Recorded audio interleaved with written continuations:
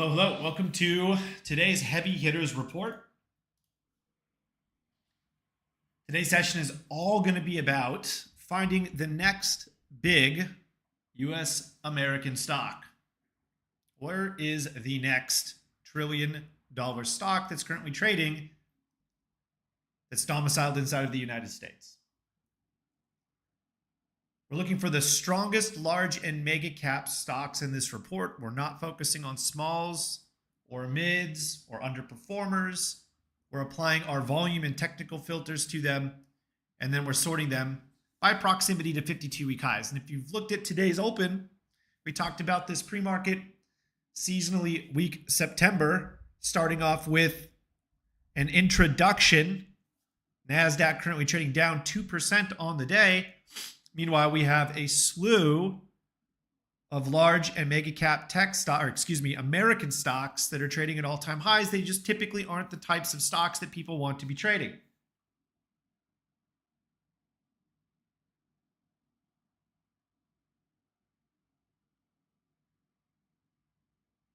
And so what we're going to be looking through is a list of the top 30 US-based stocks in proximity to their 52-week highs. And what you're going to notice right off of the bat is there's a significant lack of tech stocks on this list right now. But does that surprise you? And I want you to be honest. For those of you inside of TTI, we look at this report every single week. How long has it been where we've seen overperformance in lower volatility industry groups? 4 to 8 weeks now. This is not a new development. Not saying that you don't want to go out and buy tech stocks, but I am telling you that the strength has been in lower volatility stocks for the last 4 to 8 weeks. That continues to shine through right now. One thing you'll notice right off the bat is that we have positions in a few of these stocks. There's a reason. They were breaking out to all-time highs, showing absolute and relative strength over the last 4 to 8 weeks. And while they may not be the largest positions in your portfolio, it is nice to see some green and to see of potentially red trades if you're overloaded in tech right now, which hopefully you've been able to maneuver through this summer, able to trade different types of groups of stocks without bias towards only owning tech. So let's go ahead and look through some of this stuff, right? First thing I want to point out here, Procter & Gamble. Now, I'm not going to sit here and say this was the absolute epitome of a breakout, but this went out in one of our heavy hitters report a couple of months ago. Procter & Gamble trading at all-time highs right now, currently trading 174.95. Nothing that we want to do here except let this thing continue to work for us if you're already in it. If you're not in it, don't open it. You're already too far extended off of the base. The trade idea is not going to be as relevant. Therefore, we're just going to sit here and watch it. So congrats if you were able to buy this early. Let's go back to the original report here. Altria Group MO. If you haven't noticed, there's a couple tobacco companies on this specific list. MO nowhere near an all-time high, but 52-week high. And looks like MO here wants to potentially break out of a stage 1 into a stage 2 that it's been ranging in since 2019. Now, I don't smoke. I smoke cigars, so I'm not up to date with who sells Zins and vapes and cigarettes nowadays and everything else. So I don't know what's going on with MO, if they have a significant stake in the newer trend of Gen Z smoking or dipping or whatever the hell people do now. But this is a significant stage 1 into a potential stage 2. Do we want to own it yet? Probably not. But when this does eventually break range high, there's an opportunity for a risk on level that we could take advantage of. Keep in mind, this is a low volatility trade. Do not expect this trade to shoot up 1,000% over the course of a week or two. But if you're looking at following strong breakouts with absolute and relative strength, Altria Group, ticker MO, is on our watch list. Want to own it above 55.5 or 56? Price target up there at 70. Earliest we would want to go out and buy these are probably the January contracts, potentially even further, because this is a lower volatility stock. This is the type of setup that has been working for the last almost 2 years now. These stage 1 into stage 2 breakouts. Prices over the 200-day moving average, sloped up. Volume gap up towards about 65 gives us a good profit cushion there to potentially turn these free before any significant overhead supply within a bullish momentum regime essentially all year.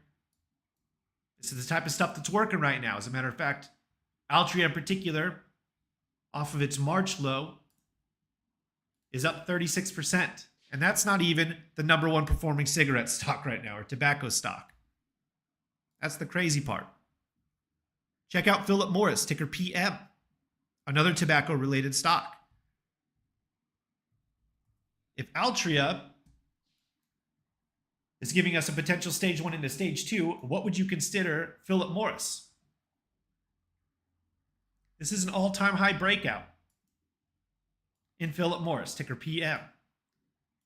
Just like every other stock that has the exact same setup, old school TA, a phrase that we love, is buy the smiley faces, sell the frowny faces. This is a smiley face.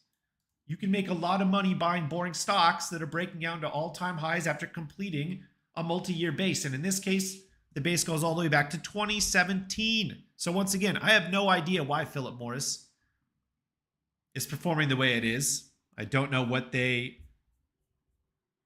produce, but the market seems to love it. Altria Group up 35% since March. Philip Morris is up 41% since April. So on an absolute and a relative basis, if you're looking at potentially owning a consumer staple, a consumer non-durable, tobacco-related company, Philip Morris is probably going to be the better buy. Both of them are applicable. I have not looked at the options chain yet, but Philip Morris for sure is a good options trading vehicle. Low volatility, price up and over an upward sloping 200-day moving average within a bullish momentum regime for the most part of 2024. But what really makes Philip Morris stand out is no overhead supply.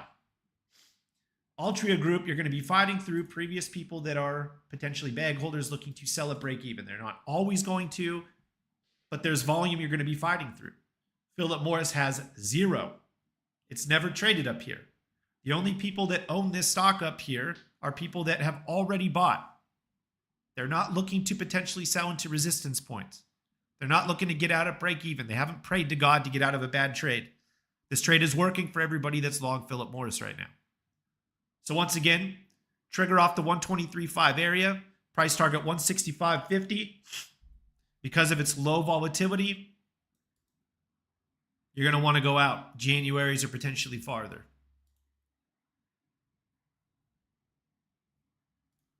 Both of those tobacco-related stocks, who had that on their bingo list? Not me. How about arguably one of the most ridiculous charts I've seen in a long time? Colgate. This went out in one of our heavy hitters report a while ago. Continues to work. Check out that breakout. Range high break above 86, all-time high, currently trading 107.69. Toothpaste has outperformed some of the biggest tech stocks in the world over the last few months. Colgate Palm Olive off of the original 86 break is up 25%. Damn near parabolic. No opportunity to add here. If you've already taken Colgate back when it went out officially back in February, congrats. Did not have that on my bingo cheat sheet that this was going to be the name that was going to outperform, but here we are. Continue to focus on these stocks that are showing insane amounts of momentum. Too many traders, specifically breakout momentum traders, sell into strength up here at the 70. It doesn't make sense. If you are a breakout or a momentum style trader, you want that. You want overbought conditions. Shows you that momentum is typically going to continue to push it higher. United Health Group, while we do not have a specific trade on it, is continuing to pull healthcare into all-time highs. Broke range at 155, currently trading 598. Not 155, excuse me, 555. Currently up about $50 per share off of that 555 breakout. Second largest holding within the healthcare sector. I believe right now Eli Lilly is number one. All-time high close last month, UNH, and continues to push today, with defensives leading. High volatility areas of the group, high volatility sectors, high beta stocks are underperforming, and for a lot of them, getting crushed today, particularly semiconductor stocks. Look at the lower volatility areas of the market holding up well and participating. This is what we saw last summer too, right? So an opportunity here, if you own UNH, to continue to own it. Abivi, another one pushing up. We're going to talk Coca-Cola really quick because we have a position on Coca-Cola. This is a free trade across the board for all of us. We opened it at the 67 pivot, currently trading 72. Another one of those great opportunities to own calls because we were breaking out into a big blue sky environment with no overhead resistance. Upward sloping 200-day moving average with price trading up and over it. And look at the bullish momentum going back to Q3 of 2023. Continue to focus on the stocks that are range bound above the 50 and below the 100, consistently tapping that 70 area. Strong momentum. You want to own those at breakout points where you can risk on, risk off. We're about 60% of the way to our overall price target, up there at $75, $76, currently trading $72.68. Should be a completely free trade once again. So the only thing that we have to do here is let this thing continue to work for us. Early shout out to Uncle Warren and Berkshire, trading at all-time highs. The only reason why I want to point this out is 4 years ago, a lot of nasty crap out there that Warren Buffett and Berkshire had lost their touch. We don't need to drag Cathie Woods any more than everybody else already does, but I think it's abundantly clear who the better investor over the long term is. Berkshire, the first $1 trillion company outside of the tech space. Congratulations to Mr. Warren Buffett. Hell of a track record. IBM, all-time highs today, which is a tech name. MSI, also breaking out. Can't remember if it's technically an all-time high or not. Let's go ahead and check. Very much so. We do not have a trade on this particular breakout, but MSI Motorola, for whatever reason, $74 billion telecommunications company. Anybody else own a Motorola? I was more of a Nokia guy back in the late 90s, early 2000s. I had the Nokia. Check that out. 200-day moving average, bullish momentum regime. We do not have a trade on this, but one of the few tech stocks, or at least growth-related stocks, that is working in this environment. Northrop Grumman, lots of aerospace and defense names are pushing up. ADP just went out on one of our heavy hitters reports last week, continuing to show relative strength here. Not a huge move, but on a day where the Qs are down, 2% and ADP is up 0.34, folks, that is relative strength. I'm not going to sit here and tell you ADP is going to be the next trade that's going to go to 1,000%. But listen, when the market eventually flips, which we're going to look at the very end here, the seasonality really quick. When the market eventually flips back in favor of these high beta stocks, ADP, while technically not a high beta stock in of itself, but within that sector, that grouping, is showing relative strength. It's reasonable to assume ADP is going to continue to outperform. Look for relative strength when the market is consolidating or pulling back. Look for stocks that are either going up or going sideways. Typically, those stocks that's a clue that those stocks are going to continue to perform well when the market flips. So ADP off the 270 breakout, price targets north of 300, 309. Went out last week on the Heavy Hitters Report. We'll check back in on that next week and see if it's continuing. Walmart.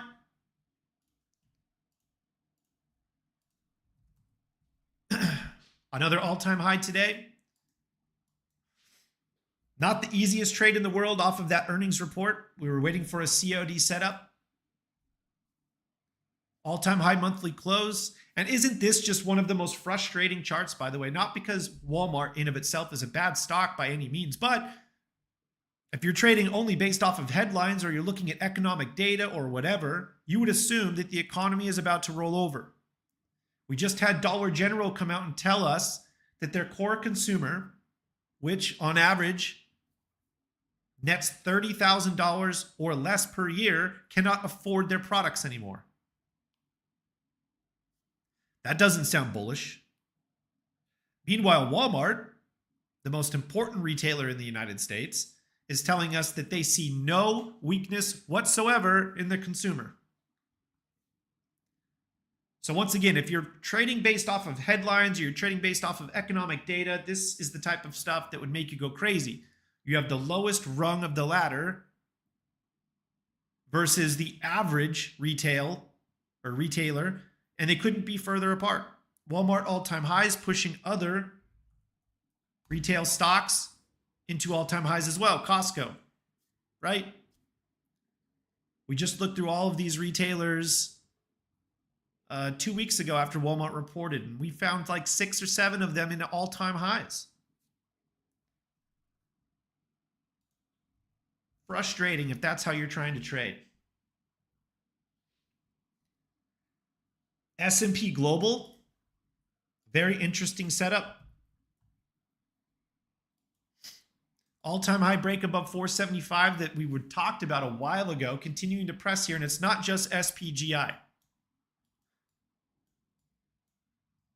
If you're in TTI, you know how much we love financial stocks. They've been working for the last 18 months.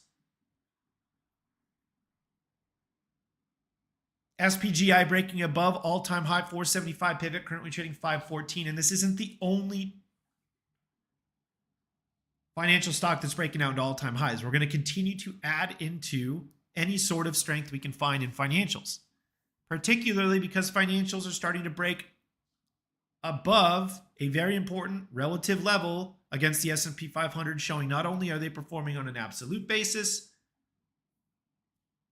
but they're performing on a relative basis. We want to own the strongest of the strong. Financials fit that bill. SPGI, not a trade yet,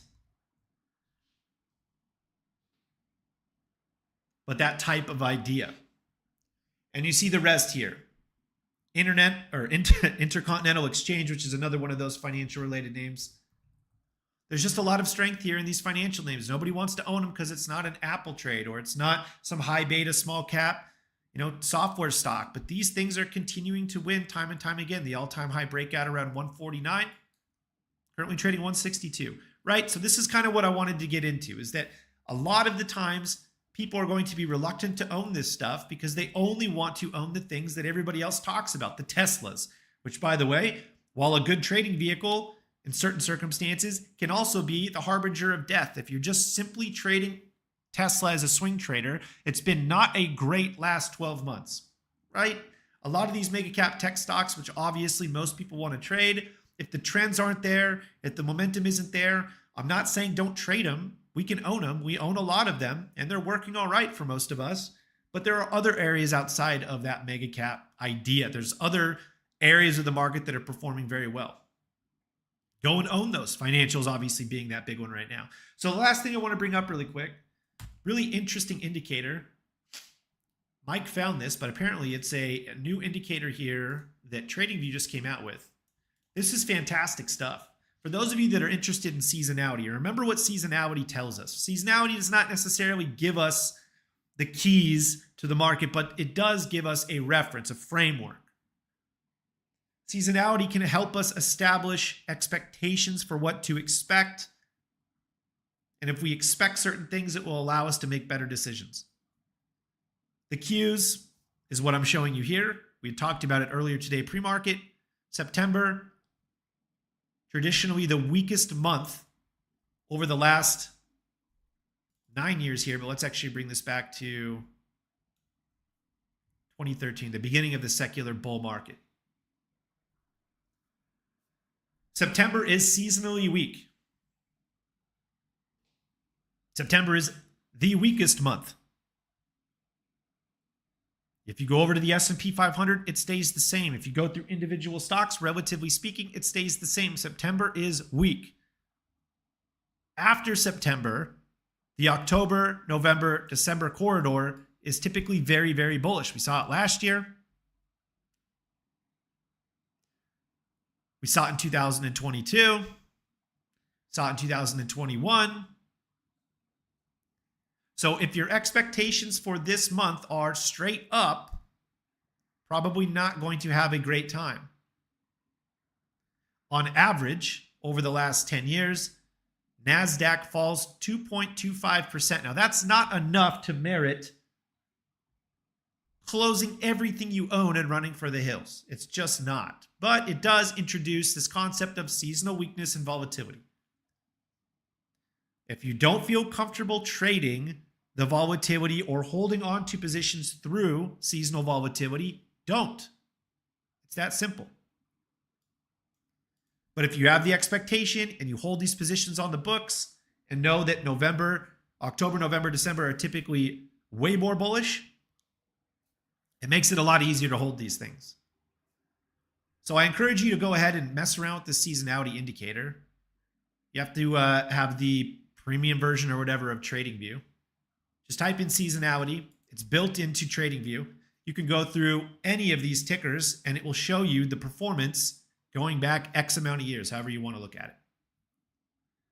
So for example, the S&P 500 typically finishes down 2% in September, going back 10 years.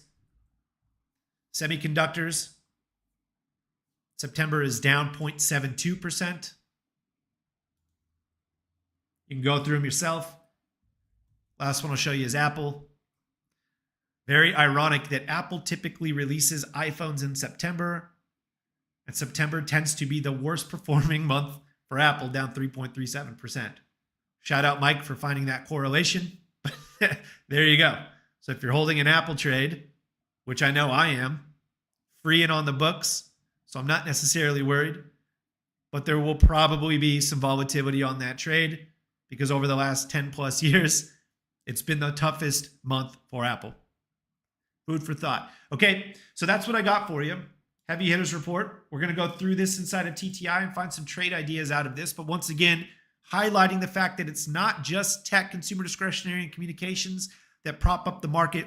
The S&P 500 just closed at its highly monthly closing ever last month, and it was not on strength based off of tech, consumer discretionary, and communications. 6 out of 11 major sectors closed at all-time highs. Not a single one of them were growth-related. The market can, and oftentimes will, go higher even with sector rotation present. Be wary of opening up weakness in September. Buying the dip can burn you if you're not aware that September is supposedly or generally going to be choppy, okay? So my name is Hamilton. I'm here at the Trading Initiative. If you have any questions regarding this heavy hitters report, feel free to leave them below and I'll answer them when I can. And watch out for this post over on the market research side in about 30 minutes, guys. See you later today.